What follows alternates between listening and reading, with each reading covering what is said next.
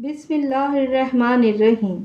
شروع کرتی ہوں اللہ کے نام سے جو بڑا مہربان رحم کرنے والا ہے۔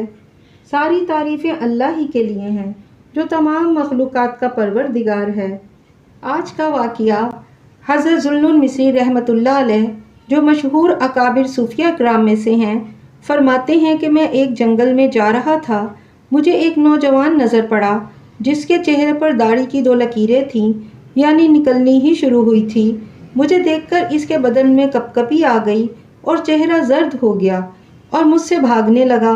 میں نے کہا میں تو تیرے جیسا ہی انسان ہوں، جن تو نہیں، پھر کیوں اتنا ڈرتا اور بھاگتا ہے؟ وہ کہنے لگا کہ تم انسانوں ہی سے تو بھاگتا ہوں۔ میں اس کے پیچھے پیچھے چلا اور میں نے اس کو قسم دی کہ ذرا ٹھہر جاؤ، تو وہ ٹھہر گیا۔ میں نے اس سے پوچھا تو اس جنگل بیابان میں بالکل تنہا رہتا ہے، کوئی دوسرائیت کے لیے بھی نہیں، تجھے خوف نہیں معلوم ہوتا؟ کہنے لگا نہیں، میرے پاس تو میرا دل لگانے والا ہے۔ میں نے سمجھا کہ شاید اس کا کوئی ساتھی ہوگا۔ میں نے اس سے پوچھا کہ وہ کہاں ہے؟ کہنے لگا وہ ہر وقت میرے ساتھ ہے، وہ میرے دائیں بائیں آگے پیچھے ہر طرف ہے۔ میں نے پوچھا کہ کچھ کھانے پینے کا سامان بھی ہے تیرے پاس؟ وہ کہنے لگا وہ بھی موجود ہے۔ میں نے کہا کہ وہ کہاں ہے؟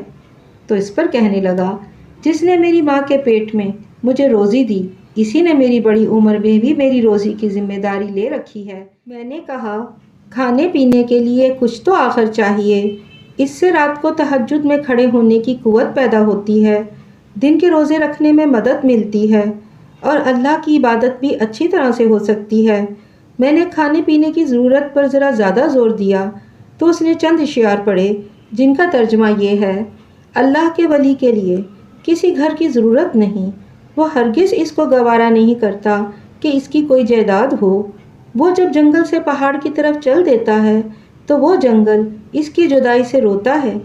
وہ جس میں پہلے سے تھا، وہ رات کے تہجد پر اور دن کے روزے پر بہت زیادہ صبر کرنے والا ہوتا ہے۔ وہ اپنے نفس کو سمجھا دیا کرتا ہے کہ جتنی محنت اور مشقت ہو سکے کر لے، اس کے لیے رحمان کی خدمت میں کوئی عار نہیں ہوتی، وہ تو بڑی فخر کی چیز ہوتی ہے۔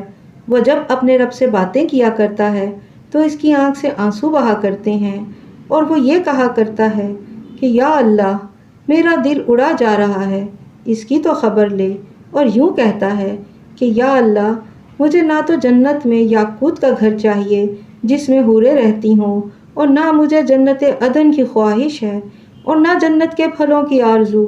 میری ساری تمنا صرف تیرا دیدار ہے، صرف تیرا دیدار ہے، اس کا مجھ پر احسان کر دے، یہ بڑی فخر کی چیز ہے۔ یہ کہہ کر وہ نوجوان بھاگ گیا اور میں اس کو دور تک دیکھتا ہی رہ گیا۔